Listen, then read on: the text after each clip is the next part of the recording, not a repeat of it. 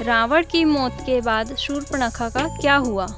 राम, लक्ष्मण, सीता और रावण के बारे में तो हर कोई जानता है, लेकिन एक रामायण का एक और अहम किरदार है जिसका नाम शूर्पणखा है।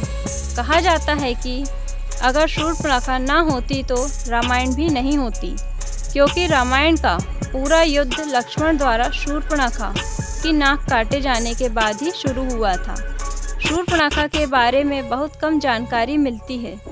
आइए जानते शूर्पणखा से जुड़ी कुछ अनसुनी कहानियों के बारे में। राक्षस के परिवार की होने की वजह से शूर्पणखा को अपना भेष बदल लेने की शक्ति प्राप्त थी।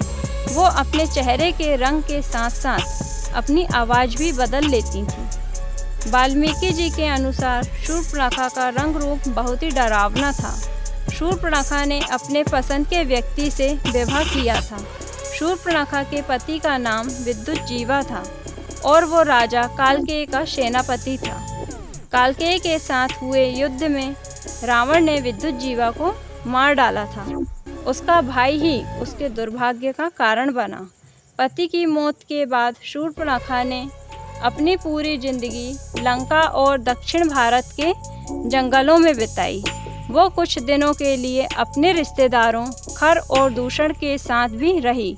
राम और रावण के बीच शत्रुता कराना कहा जाता है कि शूर्पणखा राम के रूप पर मोहित हो गई थी, लेकिन एक पत्नीव्रता होने की वजह से राम ने उसे लक्ष्मण के साथ भेज दिया।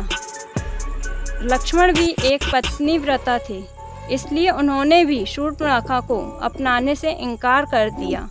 गुस्से में आकर शूर्पणखा ने सीता पर हमला करने की कोशिश की, जिसके बाद लक्ष्मण ने उसकी नाक और कान काट दिए। एक कहानी ये भी है कि पति के मारे जाने के बाद वो अपने भाई रावण से बदला लेना चाहती थी, लेकिन उसे रावण की शक्तियों का एहसास था। जब उसने राम के पराक्रम के बारे में सुना तो रावण से बदला लेने की उसकी इच्छा फिर से जाग उठी। इसलिए उसने राम और रावण के बीच दुश्मनी पैदा करने का काम किया, जिसकी वजह से रावण ने सीता का अपहरण किया और अंत में राम के हाथों उसकी मृत्यु हुई। कहा जाता है कि राम और रावण की मौत के बाद शूर्पणखा विभीषण के साथ लंका में रह गई। कुछ सालों के शूर्पणखा और उसकी सौतेली बहन कुंभिनी समुद्र के किनारे मृत अवस्था में पाई गई थी।